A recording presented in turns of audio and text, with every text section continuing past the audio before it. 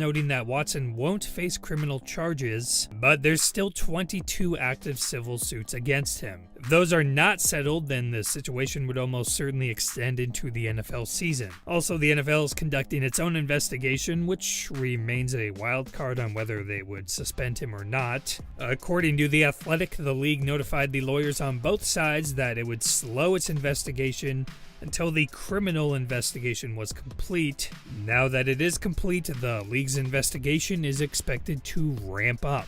Now on to the major trade updates we're going to discuss today. According to Diana Russini of ESPN, the first step for the Saints, Panthers, and Browns in arranging a meeting with quarterback Deshaun Watson was presenting a trade package to the Texans, per multiple league sources. Once Houston approved, only then did they meet. Adam Schefter backed this up by retweeting it and saying on his podcast that the Texans would be very happy with all these teams' packages. So going by that logic, that means the Texans have agreed on a deal with 3 teams to trade Deshaun Watson. Now it seems up to Watson to ultimately make a decision on where he will be playing football next season. The Falcons are meeting with Watson on Wednesday, so going by ESPN's info, that would also mean the Texans have agreed to a deal with Atlanta as well. We've got plenty more details on Watson's relationship with certain teams here,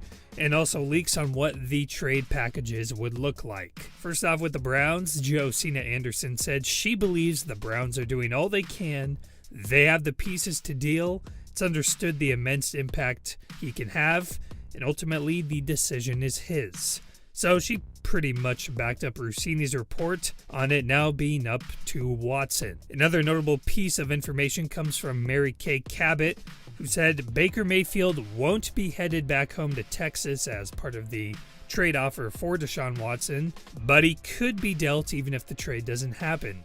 A league source says that the Texans want picks and not players, which is a major reason Mayfield isn't part of the Browns' package. The Texans are also prepared to start Davis Mills, their 2021 third-round pick out of Stanford, again next season. There have been multiple reports saying the Texans are looking for 3 first-round picks in return for Watson. You have to wonder if the Browns have to sweeten the pot a little more because they're in the AFC and battling for Watson's rights with 3 NFC teams, because it would be in the Texans' best interest to have their ex-franchise quarterback out of the conference.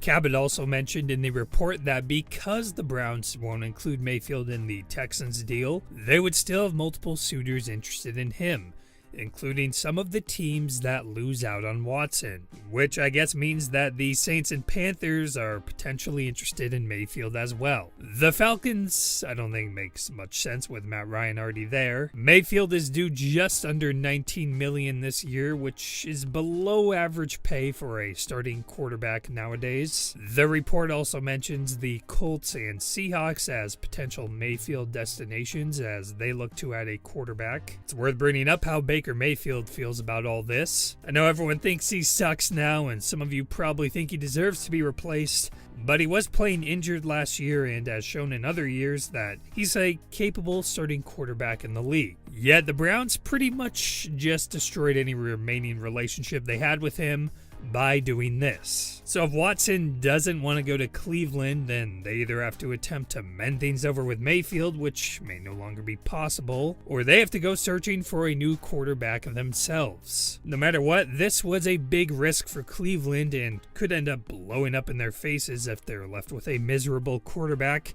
and potentially toxic locker room. Although if you saw the message Mayfield posted on Twitter Tuesday night, then you'd think he's as good as gone. With what's been reported, it seems Mayfield drafted up that message during the exact time that the Browns were meeting with Watson. Next up, we have the Saints, who, along with the Browns, have the best all-around roster on this list to surround Watson with. According to Ian Rappaport, the Saints are in a very good position here, and it seems like based on everything they have to offer, they are in the driver's seat. Nick Underhill, who is one of the best Saints beat reporters, has backed this up by saying there's confidence that things are already headed in this direction. Knowing what we know about the Texans already accepting proposals, that means Watson is currently favoring the Saints. They met with each other on Monday, and according to Rappaport, New Orleans has met the 3 first-round pick criteria. Underhill speculated the offer to be 3 firsts, a third,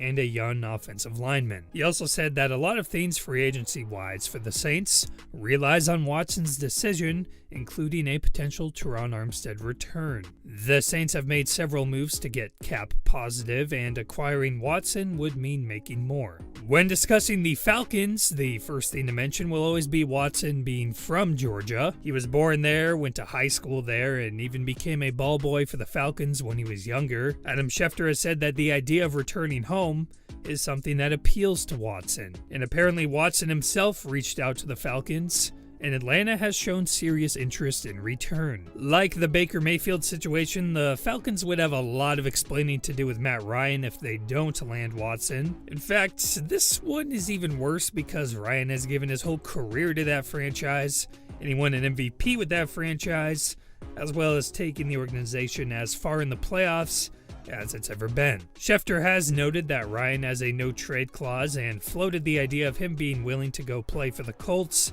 sort of like how Phillip Rivers did. The Colts have a great roster, and you'd think they'd certainly be an appealing destination for a veteran quarterback on the move. I'm honestly kind of rooting for Ryan to make his way to a team like the Colts, because it would be nice to see him compete for another Super Bowl. Next up, like the Saints, the Panthers also met with Watson on Monday. This almost feels like we're talking about a high school player meeting with college coaches to make a recruiting decision, but no, this is the NFL with a player that, ironically, isn't even a free agent. The Panthers have also met the 3 first-round pick criteria, which is kind of wild because if you look at their draft picks, then they wouldn't pick until the 4th round this year. But hey, they'd be getting a franchise quarterback back, so that's just the price you gotta pay. And even though Christian McCaffrey has been in trade rumors, apparently the Panthers want to keep him around if they're able to land Watson. They don't have the roster pieces of the Saints or Browns, but owner David Tepper has been rumored to be trying to do all it takes to convince Watson, including letting Watson pick Carolina's next head coach. By the way, Tepper was even reported to have made the trip to meet with Watson himself in person. The team has also done a ton of homework on Watson. I'm assuming that means homework on this scandal. And of course, there's the proximity to where Watson went to college, but I don't know if that would matter much. So that's just about all the information I could round up. Let me know which team you guys think Watson will pick.